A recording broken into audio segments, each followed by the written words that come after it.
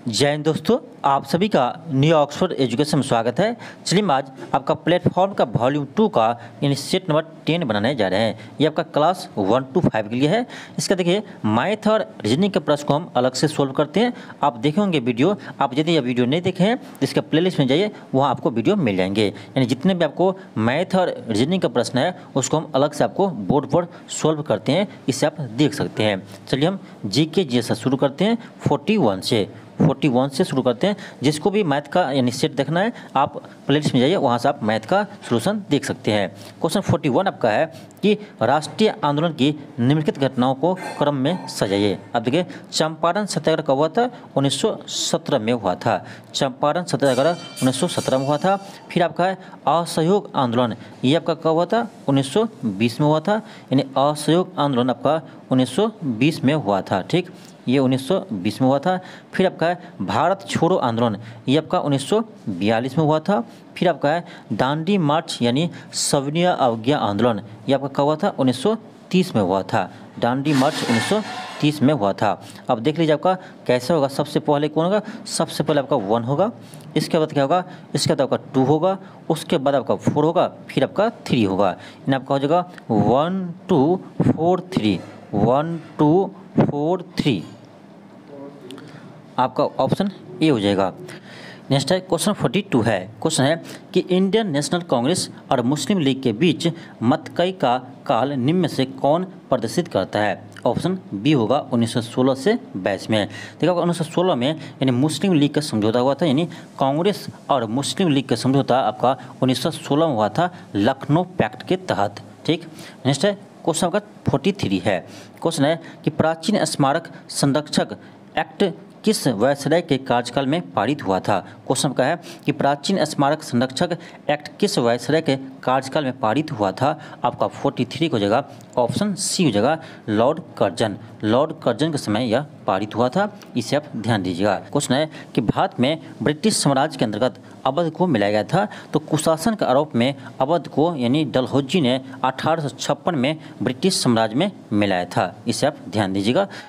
Next है question 45 है। Question है कांग्रेस के निम्नलिखित नेताओं में से कौन सा एक पूर्ण रूप से कैबिनेट मिशन के पक्ष में था? तो सरदार वल्लभ भाई पटेल थे, ऑप्शन ए होगा। देखिए कैबिनेट मिशन आपका 1946 में भारत आए थे और कैबिनेट मिशन की सिफारिश पर ही संविधान सभा का गठन किया गया। और आपका कैबिनेट मिशन जब भारत आए थे उस समय कांग्रेस के अध्यक्ष मौलाना अब्दुल कलाम आज़ाद थे, इससे भी आप ध्यान रखिएगा। नेक्स्ट है क्वेश्चन 46 है। क्वेश्चन है निम्नलिखित में से विश्व का सबसे गहरा गर्त कौन सा है? आपका ऑप्शन ए हो जाएगा चैलेंजर गर्त। आप देखिए आप लोग कहते होंगे कि सर चैलेंजर गर्त नहीं होगा, मरियाना गर्त होगा। देखिए मरियाना गर्त के अंतर्गत ही आपका चैलेंजर गर्त है, इसीलिए इसका आंसर क्या होगा? चैलेंजर गर्त होगा। आप मान लीजिए आपका ये ऑप्शन में नहीं रहता तब आप लगा सकते थे मरियाना गर्त। ठीक है, तो मरियाना गर्त के अंतर्गत ही आपका ये चैलेंजर गर्त है, इसीलिए इसका आंसर ए होगा। ठीक, नेक्स्ट है क्वेश्चन 47 है।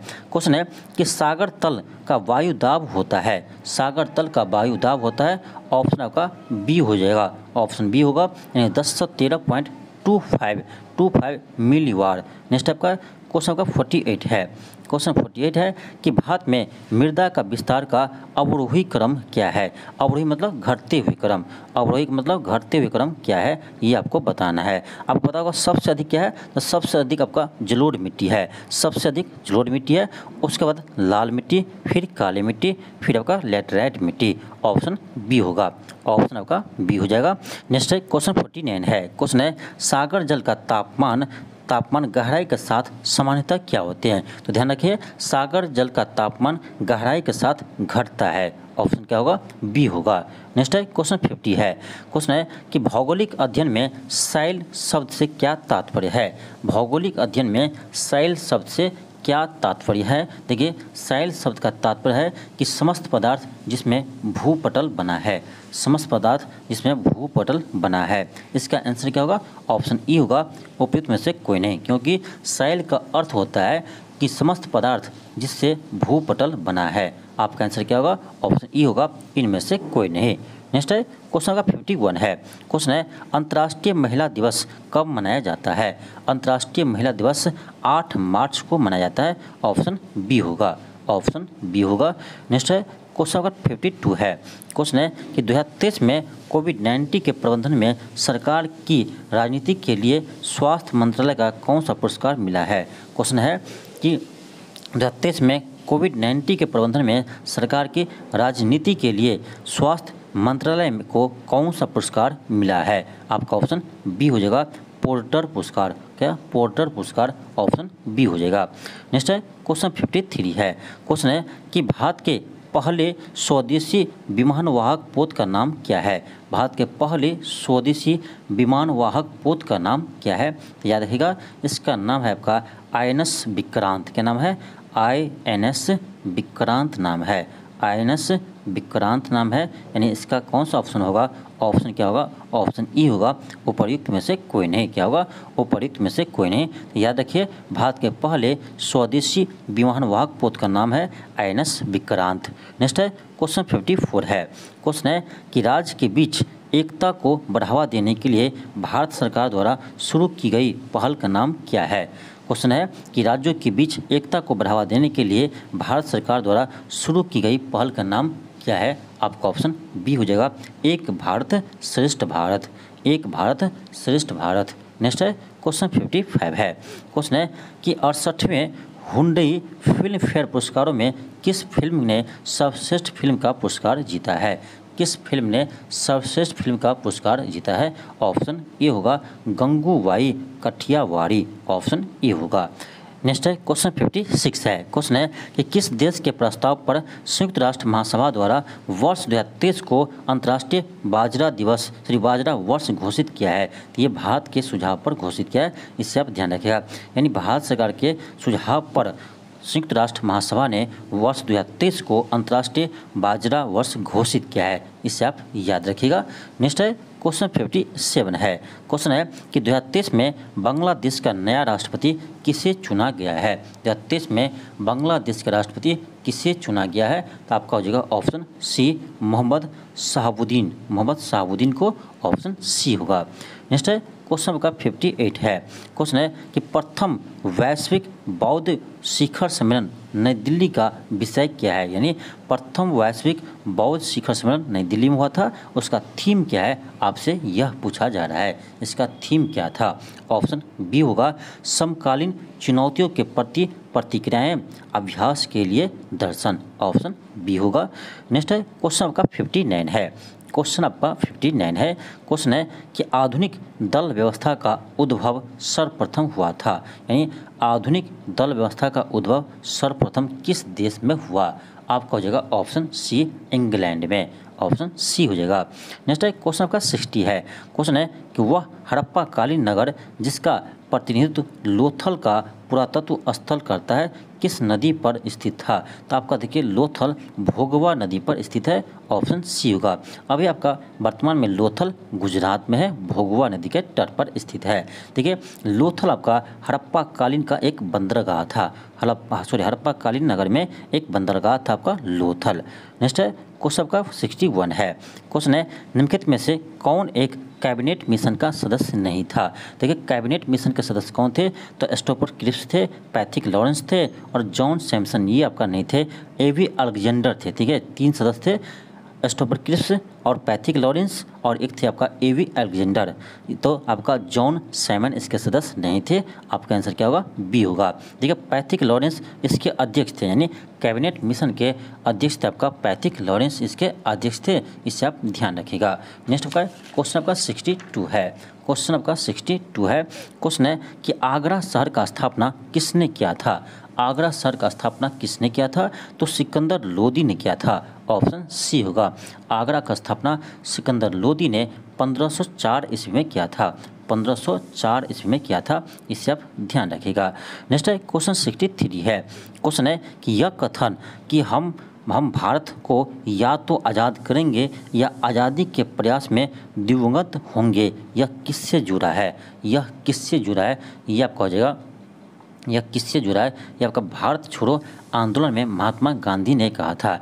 यह आपका ये कथन जो है यह आपका महात्मा गांधी ने भारत छोड़ो आंदोलन में कहा था कि हम भारत को या तो आज़ादी करेंगे या आज़ादी के प्रयास में दिवंगत होंगे यानी मर जाएंगे। कहने का ये था, ये आपका भारत छोड़ो आंदोलन में महात्मा गांधी ने कहा था। भारत छोड़ो आंदोलन आपका 1942 में हुआ था। नेक्स्ट है क्वेश्चन 64 है।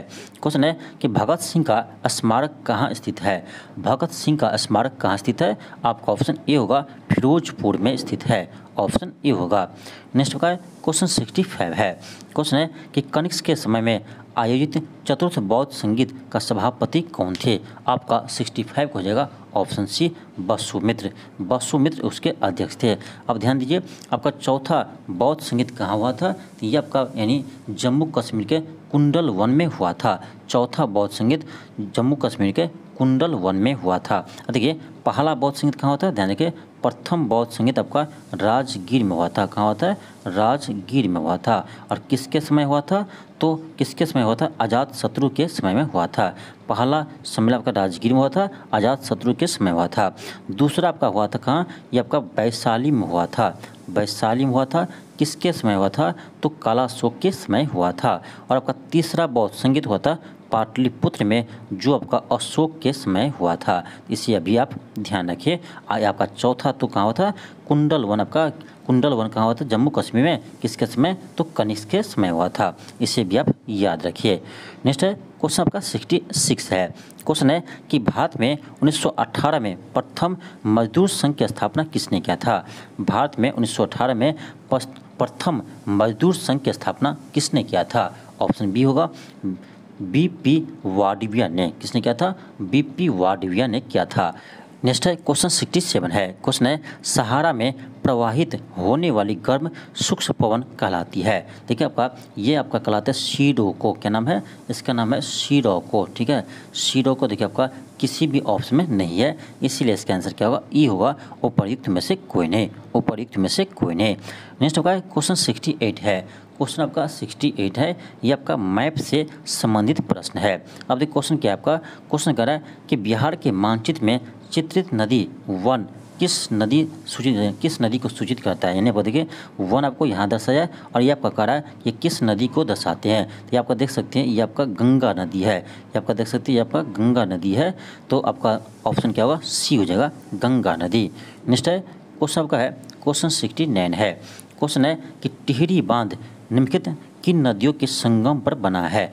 टिहरी बांध किस नदी के संगम पर बना है। ऑप्शन ए होगा भागीरथी और फिलगाना नदी के संगम पर बना है टिहरी बांध। नेक्स्ट है क्वेश्चन का 70 है। क्वेश्चन है निम्नलिखित में से कौन रूपांतरित चट्टान है। निम्न में से कौन रूपांतरित चट्टान है। आपका देखिए आपका सिल्ट भी है, क्वार्जाइट भी है और संगमरमर भी है। आपका आंसर क्या होगा, ऑप्शन आपका डी हो जाएगा, उपर्युक्त में से एक से अधिक। उपर्युक्त में से एक से अधिक। नेक्स्ट है क्वेश्चन 71 है। क्वेश्चन 71 है कि निम्न वायुदाब केंद्र कहलाता है। निम्न वायुदाब केंद्र क्या कहलाता है। ऑप्शन सी होगा चक्रवात। ऑप्शन आपका सी हो जाएगा। नेक्स्ट है क्वेश्चन आपका 72 है। क्वेश्चन है कि लोकसभा का सचिवालय सीधे किसके नियंत्रण में होता है।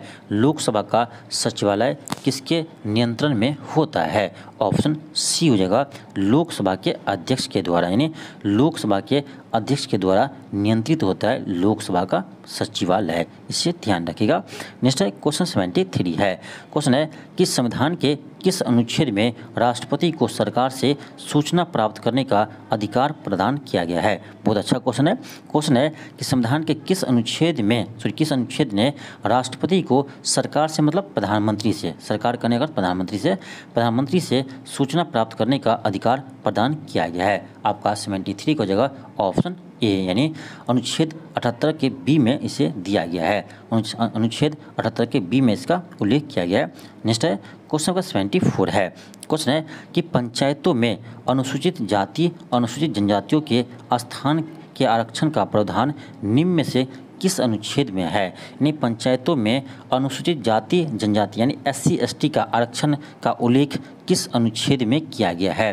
तो इसका आपका अनुच्छेद 243 के घ में इसका उल्लेख किया गया है। 243 के घ में इसका उल्लेख किया गया है। नेक्स्ट क्वेश्चन 75 है। क्वेश्चन है कि भारतीय संविधान में कितनी अनुसूचियाँ है?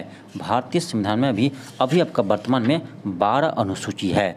अभी आपका वर्तमान में भारतीय संविधान में 12 अनुसूची है, जबकि आपका इन्हीं मूल संविधान में ध्यान देंगे, मूल संविधान में आपका 8 अनुसूची ही था अभी, लेकिन आपका वर्तमान में 12 अनुसूची है, इसे आप ध्यान रखिएगा। नेक्स्ट होगा क्वेश्चन 78 है। क्वेश्चन है कि निम्नलिखित में से किसने अनुच्छेद 356 को सुरक्षा कपाट कहा? यानी किसने अनुच्छेद 356 यानी राष्ट्रपति शासन, अनुच्छेद 356 क्या है? राष्ट्रपति शासन है, यानी राष्ट्रपति शासन को सुरक्षा कपाट कहा, किसने कहा था? तो आपका ऑप्शन बी हो जाएगा, डॉक्टर भीमराव अम्बेडकर। डॉक्टर भीमराव अम्बेडकर अनुच्छेद 356 को सुरक्षा कपाट कहा था, जबकि अनुच्छेद 32 को संविधान का आत्मा कहा था, इसे आप ध्यान रखिएगा। नेक्स्ट है क्वेश्चन 77 है। क्वेश्चन है प्रथम पंचवर्षीय योजना की सफलता का मुख्य कारण क्या था? ऑप्शन बी होगा मानसून की अनुकूलता, आपका ऑप्शन बी होगा। देखिए प्रथम पंचवर्षीय योजना आपका 1951 से 1956 के बीच चला था। 1951 से 1956 के बीच चला था। आपका प्रथम पंचवर्षीय योजना आपका यानी कृषि पर विशेष ध्यान दिया था, कृषि पर विशेष ध्यान दिया था। और आपका प्रथम पंचवर्षीय योजना हेराल्ड डोमर यानी मॉडल पर आधारित था, इसे ध्यान रखिएगा, हेराल्ड डोमर मॉडल पर आधारित था। नेक्स्ट है क्वेश्चन 78 है। क्वेश्चन है कि वास्तविक आय बटे जनसंख्या किसके बराबर होगी? वास्तविक आय बटे जनसंख्या किसके बराबर होगी? ऑप्शन सी हो जाएगा प्रति व्यक्ति वास्तविक आय। क्या होगा? प्रति व्यक्ति वास्तविक आय। नेक्स्ट है क्वेश्चन 79 है। क्वेश्चन है कि निम्न में से कौन सी मुद्रा कृत्रिम समझी जाती है? ऑप्शन सी होगा SDR। आपको बताना है कि SDR में कौन कौन से देश का पैसा यानी रुपया आपका शामिल है। आपको बताना है कि SDR में किन किन देश का मुद्रा शामिल है। इसका जवाब आप कमेंट बॉक्स में ज़रूर दीजिएगा। चलिए हम आगे बढ़ते हैं। क्वेश्चन आपका 80 है। क्वेश्चन आपका 80 है। क्वेश्चन का है कि जैव विविधता दिवस कब मनाया जाता है? तो 22 मई को जैव विविधता दिवस मनाया जाता है। ऑप्शन क्या होगा? ऑप्शन आपका ए होगा, इससे आप ध्यान रखिएगा। नेक्स्ट आपका क्वेश्चन आपका 81 है। क्वेश्चन है महात्मा गांधी राष्ट्रीय ग्रामीण रोजगार गारंटी अधिनियम कब पारित हुआ था? यानी मनरेगा, कहने का अर्थ हुआ मनरेगा कब पारित हुआ था? मनरेगा कब पारित हुआ था? ऑप्शन सी हुआ 2005 में। मनरेगा कब पारित हुआ था? 2005 में यह पारित हुआ था अधिनियम। नेक्स्ट है क्वेश्चन का 82 है।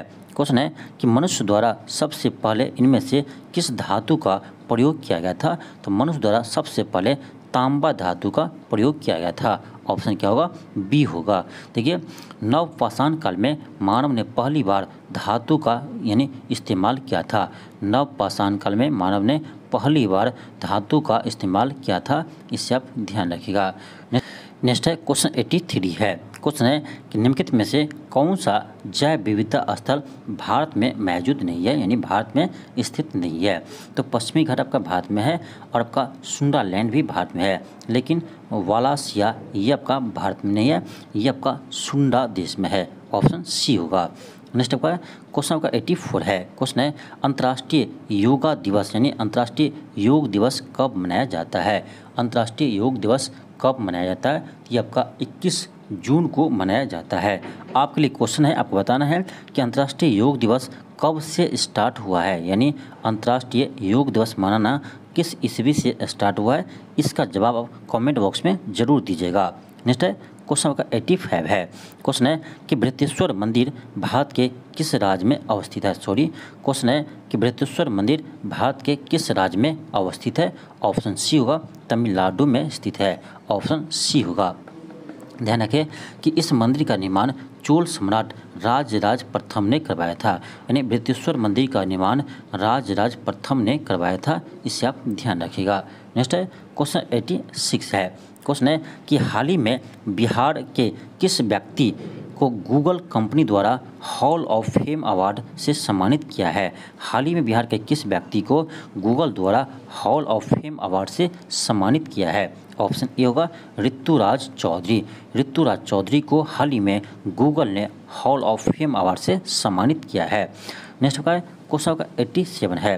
क्वेश्चन आपका 87 है। एक सेकेंड, क्वेश्चन 87 है कि बिहार विधानसभा के प्रथम उपाध्यक्ष कौन थे? क्वेश्चन ये है कि बिहार विधानसभा के प्रथम उपाध्यक्ष कौन थे? ये थे आपका श्री अब्दुल बारी। श्री अब्दुल बारी बिहार विधानसभा के प्रथम उपाध्यक्ष थे। जबकि यानी बिहार विधानसभा के प्रथम अध्यक्ष कौन थे? ये थे आपका राम दयालु सिंह। इसे भी ध्यान रखिएगा, यानी बिहार विधानसभा के प्रथम अध्यक्ष थे आपका राम दयालु सिंह। जबकि प्रथम उपाध्यक्ष कौन थे? तो प्रथम उपाध्यक्ष श्री अब्दुल बारी थे। इसे आप ध्यान रखिएगा। नेक्स्ट है क्वेश्चन 88 है। क्वेश्चन है कि बिहार विधानमंडल के कितने अंग है? तो 3 अंग है। देखिए इसमें आपका यानी विधानसभा, ध्यान दीजिए, विधानसभा और विधान परिषद प्लस राज्यपाल, तीनों से मिलकर बिहार विधानमंडल का निर्माण हुआ है। देखिए प्रत्येक राज्य में आपका यानी तीनों से मिलकर आपका विधानमंडल का निर्माण होता है। लेकिन किसी राज्य में यदि विधान परिषद नहीं है तो 2 ही होता है, यानी इसका 2 अंग ही होता है। कौन? तो आपका एक राज्यपाल होता है और दूसरा आपका यानी राज्य के विधानमंडल होते हैं। लेकिन आपका बिहार में आपका विधान परिषद भी है, इसीलिए आपका बिहार के विधानमंडल का 3 अंग है। कौन कौन है? तो विधानसभा है, विधान परिषद है और एक राज्यपाल है। इसे आप ध्यान दीजिएगा। नेक्स्ट है क्वेश्चन 89 है। क्वेश्चन है कि निम्नलिखित में से किस लोक नृत्य का संबंध असम राज्य से है? तो आपका ऑप्शन ए होगा नट पूजा भी है, चोंगली भी है और बिहू भी है। ऑप्शन डी होगा उपर्युक्त में से एक से अधिक। उपर्युक्त में से एक से अधिक। नेक्स्ट है क्वेश्चन आपका 90 है। क्वेश्चन है कि निम्नलिखित में से कौन सी भारत की सबसे बड़ी कृत्रिम झील है? ये आपका है गोविंद बल्लभ पंत सागर झील। ऑप्शन बी होगा गोविंद बल्लभ पंत सागर झील आपका भारत का सबसे बड़ी कृत्रिम झील है। ऑप्शन क्या होगा? तो बी होगा। नेक्स्ट आपका क्वेश्चन आपका 91 है। क्वेश्चन आपका 91 है। क्वेश्चन है कि तत्वों का दूसरा समूह क्या कहलाता है? तत्वों का दूसरा समूह क्या कहलाता है? ये आपका क्षारीय मृदा धातु कहलाते हैं। ऑप्शन क्या होगा? बी होगा। ऑप्शन आपका क्या होगा? बी होगा। नेक्स्ट आपका क्वेश्चन 92 है। क्वेश्चन है कि अंतः शोषण के दौरान फेफड़े किसके कारण हवा से भर जाते हैं? अंतः शोषण के दौरान फेफड़े किसके कारण हवा से भर जाते हैं? ऑप्शन बी होगा कि फेफड़े की अस्फीति के कारण। ऑप्शन बी होगा। नेक्स्ट है क्वेश्चन आपका 93 है। क्वेश्चन है कि एक गोलाकार दर्पण जिसकी परावर्तक सतह अंदर की ओर मुड़ी हुई है, जिसकी परावर्तक सतह अंदर की ओर मुड़ी हुई है, यानी आपका ऐसा होगा। ठीक है, आपका राय ये आपका कौन सा दर्पण है? आप बताइए देखकर ये आपका कौन सा दर्पण है? आप बता सकते हैं ये आपका कौन सा दर्पण है? ये आपका अवतल दर्पण है। कौन सा है? ये आपका अवतल दर्पण है। तो अवतल दर्पण आपका ये है, यानी इसका आंसर क्या होगा? देखिए अवतल दर्पण किसी में नहीं है, यानी किसी भी ऑप्शन में आपका अवतल दर्पण नहीं है। इसका आंसर क्या होगा? ई होगा उपर्युक्त में से कोई नहीं, उपर्युक्त में से कोई नहीं, उपर्युक्त में से कोई नहीं। नेक्स्ट है क्वेश्चन आपका 94 है। क्वेश्चन है कि शब्द परमाणु किसने खोजा, यानी परमाणु शब्द को किसने खोजा था? ऑप्शन ए हो जाएगा डेमोक्रेटिक्स। किसने खोजा था? डेमोक्रेटिक्स ने खोजा था। इसे ध्यान दीजिएगा, ऑप्शन आपका ए हो जाएगा। लेकिन ध्यान दीजिए परमाणु शब्द का रहा, ध्यान दीजिए परमाणु शब्द का खोज किसने किया था? तो डेमोक्रेटिक्स ने किया था। लेकिन आपका कहा जाए कि परमाणु की संरचना का खोज सर्वप्रथम किसने किया था? तो ये डाल्टन ने किया था। देखिए इसीलिए आपका क्वेश्चन दिया गया है। देखिए ऑप्शन भी आपका दोनों दिया है। तो देखिए इसमें आपका अधिकतर लोग डाल्टन का टिक करेंगे, लेकिन आपका ये गलत है। आपसे क्वेश्चन क्या कह रहा है? कह रहा है कि परमाणु शब्द का खोज किसने किया था? ये क्या था आपका? डेमोक्रेटिक्स ने किया था। ऑप्शन ए होगा। लेकिन आपसे कहा जाए कि परमाणु संरचना का सिद्धांत किसने दिया था? तो ये आपका जॉन डाल्टन ने दिया था। तब आपका आंसर सी होता। ठीक है, लेकिन इसका आंसर क्या होगा? ऑप्शन ए होगा। नेक्स्ट है क्वेश्चन आपका 95 है। क्वेश्चन आपका 95 है। क्वेश्चन कह रहा है कि निम्नलिखित में से गलत कथन की पहचान कीजिए, यानी आपको गलत कथन को पहचान करना है। ऑप्शन ए है कि एक स्वतंत्र रूप से लटका हुआ छड़ चुंबक उत्तर दक्षिण दिशा में इंकित करता है। बिल्कुल सही है। बी है कि कई क्षेत्र रेखाएं चुंबकीय क्षेत्र के अंदर किसी दिए गए बिंदु पर प्रतिच्छेद करती है। ये आपका गलत है। देखिए जो आपका विद्युत चुंबकीय आपका जो लाइन होते हैं, यानी रेखाएं होते हैं, इसको हम कहते हैं मैग्नेटिक फील्ड लाइंस। क्या कहते हैं? मैग्नेटिक फील्ड लाइंस कहते हैं। ये आपका कहीं भी प्रतिच्छेद नहीं करती है, कभी भी मैग्नेटिक फील्ड लाइंस आपका प्रतिच्छेद नहीं करती है, यानी इसका आंसर ऑप्शन क्या होगा? बी होगा, जो आपका गलत है। ऑप्शन बी आपका गलत है। नेक्स्ट है क्वेश्चन आपका 96 है। क्वेश्चन है कि निम्न में से क्या वाष्पीकरण के बारे में सत्य है? वाष्पीकरण के बारे में कौन सा कथन आपका सत्य है? देखिए आपका ऑप्शन आपका सी हो जाएगा, यह एक सतही परिघटना है। यह एक सतही परिघटना है, ऑप्शन आपका सी हो जाएगा। नेक्स्ट है क्वेश्चन 97 है। क्वेश्चन है कि निम्नलिखित में से कौन सा मिश्रण अलग अलग यानी कीपों द्वारा अलग किया जा सकता है? निम्न से कौन सा मिश्रण अलग अलग कीपों द्वारा अलग किया जा सकता है? ऑप्शन ए हो जाएगा तेल और पानी। तेल और पानी को यानी कीपों या फनल द्वारा अलग किया जा सकता है, ऑप्शन आपका ए होगा। नेक्स्ट है क्वेश्चन आपका 98 है। क्वेश्चन है कि निम्न में से कौन एक थर्मोप्लास्टिक पॉलीमर नहीं है? कौन एक थर्मोप्लास्टिक पॉलीमर नहीं है? थर्मोप्लास्टिक पॉलीमर नहीं है आपका, इसका देखिए ऑप्शन ए क्या है? टेफ्लॉन, ये तो है।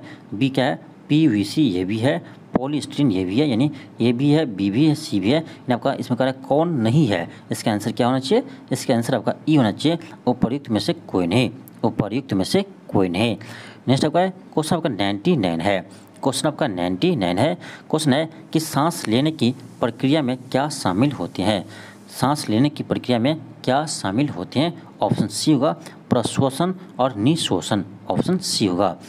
नेक्स्ट है क्वेश्चन 100 है। क्वेश्चन आपका है कि निम्नलिखित में से किसके द्वारा हमेशा आभासी सीधा छोटा प्रतिबिंब निर्मित होता है? यानी किस दर्पण या लेंस के द्वारा हमेशा आभासी सीधा और वस्तु से छोटा प्रतिबिंब निर्माण होता है? यह आपका होता है उत्तल दर्पण अवतल लेंस में। उत्तल दर्पण अवतल लेंस में होता है। यहाँ आपका ए और सी दोनों होगा, इसीलिए इसका आंसर क्या होगा?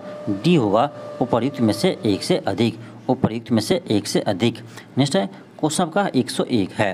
क्वेश्चन कह रहा है कि निम्न में से किस मामले में किसी व्यक्ति के पास अधिकतम स्थितिज ऊर्जा होंगे?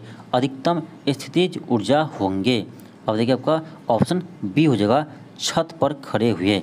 छत पर खड़े हुए, क्योंकि देखिए आपका छत पर खड़ा है तो कुछ आपका हाइट होगा, तो आपका यहाँ इसका पोटेंशियल एनर्जी क्या होगा? तो mgh हो जाएंगे। क्या होगा? mgh हो जाएंगे, कुछ आपको हाइट रहेगा। तो आंसर क्या होगा? ऑप्शन आपका बी हो जाएगा। ऑप्शन आपका क्या होगा? तो बी होगा, 101 का ऑप्शन बी होगा।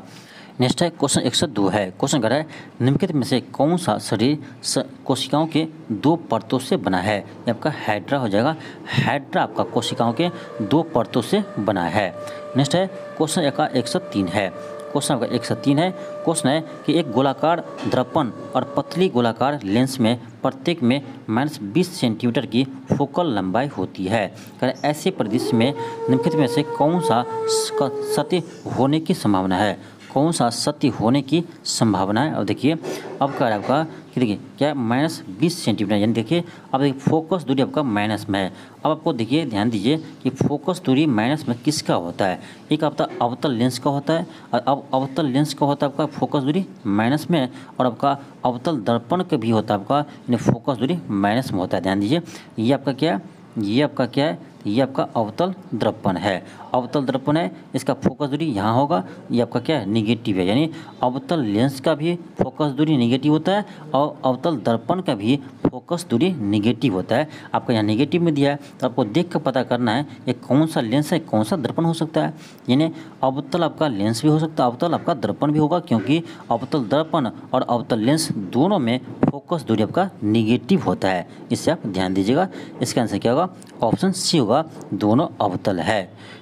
नेक्स्ट है क्वेश्चन 104 है। क्वेश्चन है कि प्याज में निम्नलिखित में से किसमें खाद्य जमा होता है? ऑप्शन सी होगा, सल्फपत्र। क्या होगा? सल्फपत्र, ऑप्शन सी होगा। देखिए प्याज जो है ये आपका तना का रूपांतरिक रूप है, और आपका प्याज को जो गंध आते हैं वो सल्फर के कारण आते हैं। सल्फर के कारण आते हैं, इसे ध्यान दीजिएगा।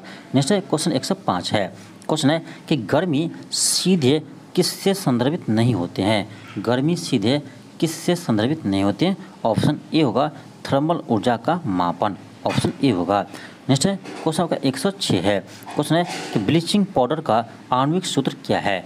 ब्लीचिंग पाउडर का आणविक सूत्र क्या होगा, आपका ऑप्शन ए हो जाएगा CaOCl2। क्या होता है CaOCl2, आपका ऑप्शन ए हो जाएगा। ये आपका ब्लीचिंग पाउडर का क्या सूत्र है, ब्लीचिंग पाउडर का सूत्र है, ऑप्शन ए होगा। नेक्स्ट आपका क्वेश्चन आपका 107 है। क्वेश्चन आपका 107 है। क्वेश्चन है कि समुद्र में प्लवन करते समय आइसबर्ग का कितना भाग समुद्र की सतह से ऊपर होता है। आपका 1/10 भाग ऊपर होता है, ऑप्शन बी हो जाएगा। नेक्स्ट है क्वेश्चन 108 है। क्वेश्चन है निम्नलिखित में से कौन से जैव सेल से बना है, कौन सा जैव सेल से बना है, ऑप्शन बी होगा कोयला, ऑप्शन बी होगा। कोयला आपका एक और नवीकरणीय संसाधन है। नेक्स्ट है क्वेश्चन आपका 109 है। क्वेश्चन है कि चलती गाड़ी में बैठे आदमी की ऊर्जा क्या होगी। चलती गाड़ी में बैठे आदमी के पास कौन सा ऊर्जा होगी, आपका दोनों होगी, गतिज ऊर्जा और यानी गतिज और स्थितिज ऊर्जा दोनों होगी, ऑप्शन आपका सी हो जाएगा। नेक्स्ट है क्वेश्चन 110 है। क्वेश्चन है कि पौधा कोशिका का पावर हाउस किसे कहा जाता है। तो पौधे का कोशिका का पावर हाउस माइटोकॉन्ड्रिया को कहा जाता है। माइटोकॉन्ड्रिया को यानी ऊर्जा का पावर हाउस कहा जाता है। आपका ऑप्शन क्या होगा, ई होगा। उपर्युक्त में से कोई नहीं, उपर्युक्त में से कोई नहीं, क्योंकि माइटोकॉन्ड्रिया को पावर हाउस कहा जाता है, ऑप्शन आपका ई होगा, इनमें से कोई नहीं। नेक्स्ट है क्वेश्चन का 111 है। क्वेश्चन है कि वर्षा की बूंद को गोलाकार आकृति का कारण क्या है। वर्षा की बूंद के गोलाकार आकृति का कारण क्या है, ये आपका सरफेस टेंशन है, यानी पृष्ठ तनाव है। पृष्ठ तनाव के कारण ये जो आपका बारिश के बूंद होते हैं ये आपका यानी गोलाकार होते हैं। ध्यान रखिएगा, सरफेस टेंशन के कारण होते हैं, यानी पृष्ठ तनाव के कारण होते हैं। ऑप्शन क्या होगा, ई होगा। उपर्युक्त में से कोई नहीं, उपर्युक्त में से कोई नहीं। तो ध्यान रखिएगा, वर्षा की बूंद गोलाकार यानी सरफेस टेंशन यानी पृष्ठ तनाव के कारण होते हैं। नेक्स्ट है क्वेश्चन 112 है। क्वेश्चन है अच्छी प्रतिरोध कुंडलियाँ किसकी बनी होती है, ऑप्शन बी होगा मैग्नीन, मैग्नीन के बनी होती है। नेक्स्ट है क्वेश्चन 113 है कि मानव के दोनों कान में कुल कितनी हड्डियां होती है। मानव के दोनों कान में कुल 6 हड्डियां होती है, ऑप्शन सी होगा। और मनुष्य में टोटल आपका 206 हड्डियां होती है और रीढ़ में आपका 33 हड्डियां होती है। इसी ध्यान रखिए, रीढ़ में 33 हड्डियां होती है। नेक्स्ट है क्वेश्चन आपका 114 है। क्वेश्चन आपका 114 है। क्वेश्चन है कि पौधे में अवशिष्ट उत्पाद के रूप में कार्बन डाइऑक्साइड का उत्पादन कब होता है। कार्बन डाइऑक्साइड का उत्पादन कब होता है, आपका ऑप्शन बी होगा, श्वसन के दौरान। कब होता है, श्वसन के दौरान होता है, ऑप्शन आपका बी होगा। नेक्स्ट है क्वेश्चन 115 है। क्वेश्चन है कि पेशी और अस्थि को किसके द्वारा संयोजित होती है, यानी किसके द्वारा जोड़ी जाती है। अब देखिए होगा टेंडन, टेंडन होगा। अब देखिए टेंडन का हिंदी होता है कंडरा। अब देखिए दोनों ऑप्शन दिया है, आपको तो याद है टेंडन, आप बी ऑप्शन लगाकर आगे बढ़ जाते हैं, आपका गलत हो जाता है। इसलिए कहते हैं सभी ऑप्शन को ध्यान से देखिए। तो देखिए पेशी और अस्थि को जोड़ता है कौन, टेंडन जोड़ता है। और टेंडन ये आपका इंग्लिश नेम है, इसका हिंदी होता है कंडरा, यानी कंडरा जोड़ते हैं। देखिए आपका ए और बी दोनों सही है, इसीलिए इसका आंसर क्या होगा, डी होगा, उपर्युक्त में से एक से अधिक, उपर्युक्त में से एक से अधिक। नेक्स्ट है क्वेश्चन 116 है। क्वेश्चन है कि जर्मन इंजीनियर रुस्का तथा नॉल अपने निम्न आविष्कार के लिए जाने जाते हैं, यानी किसके आविष्कार के लिए जर्मन इंजीनियर रुस्का तथा नॉल जाने जाते हैं। ऑप्शन सी होगा, इलेक्ट्रॉन सूक्ष्मदर्शी, इलेक्ट्रॉन सूक्ष्मदर्शी के आविष्कार के लिए जाने जाते हैं। नेक्स्ट है क्वेश्चन 117 है। क्वेश्चन है कि क्षय रोग किसके कारण होता है। क्षय रोग किसके कारण होता है, तो क्षय रोग आपका जीवाणु के कारण होते हैं। ध्यान रखिए, क्षय रोग जीवाणु के कारण होते हैं, यानी बैक्टीरिया के कारण होते हैं। अब देखिए जीवाणु आपका किसी भी ऑप्शन में नहीं है, इसीलिए इसका आंसर क्या होगा, ई होगा, उपर्युक्त में से कोई नहीं, उपर्युक्त में से कोई नहीं। नेक्स्ट है क्वेश्चन 118 है। क्वेश्चन है कि वाहनों में पीछे के दृश्य को देखने के लिए लगे दर्पण का आवर्धन क्या होते हैं। लगे दर्पण, तो कौन सा दर्पण लगता है, उत्तल दर्पण का यूज होता है। और उत्तल दर्पण का आवर्धन क्या होता है, तो 1 से कम होगा, इसीलिए तो उत्तल दर्पण का यूज करते हैं, यानी उसका आवर्धन क्या होगा, तो 1 से कम होगा। आवर्धन आप पढ़े होंगे m बराबर, तो m आपका क्या आवर्धन है, आपका आवर्धन क्या होगा, तो 1 से कम होगा, इसीलिए तो उत्तल दर्पण का यूज किया जाता है। यानी देखिए वाहनों के गाड़ी को साइड मिरर में उत्तल दर्पण का यूज किया जाता है, क्योंकि उत्तल दर्पण में आपका इमेज क्या बनता है, छोटा बनता है, यानी इसका आवर्धन 1 से छोटा होता है, इसीलिए उत्तल दर्पण का यूज किया जाता है। नेक्स्ट है क्वेश्चन 119 है। क्वेश्चन है निम्नलिखित में से कौन सा लाभकारी कीट नहीं है, कौन सा लाभकारी कीट नहीं है। ऑप्शन ए होगा दीमक। अब देखिए किसी चीज़ में दीमक लगता है तो वो क्या करता है, खा जाते हैं, धीरे धीरे ये आपका बर्बाद हो जाता है, तो दीमक क्या है, ये आपका लाभकारी कीट नहीं है। क्वेश्चन आपका 120 है, यानी 120 क्वेश्चन है। क्वेश्चन है कि अणुओं की गतिज ऊर्जा का बढ़ता हुआ क्रम होगा। देखिए अणुओं की गतिज ऊर्जा का बढ़ता हुआ क्रम होगा, तो सबसे अधिक किस में होगा, सबसे अधिक आपका गति गैस में होगा, सबसे अधिक गैस में, फिर द्रव में, फिर सबसे कम ठोस में। ऑप्शन ए होगा। तो ये था आपका रुक्मणी का वॉल्यूम 2 का प्रैक्टिस सेट में आपका 10 था। रुक्मणी वॉल्यूम 2 का प्रैक्टिस सेट में 10 था। तो चलिए आज के लिए इतना ही। थैंक यू, धन्यवाद। मिलते हैं आपको नेक्स्ट वीडियो में। यदि आप चैनल पर नए हो, चैनल को सब्सक्राइब कर लीजिए और इस वीडियो को अधिक से अधिक शेयर कीजिए।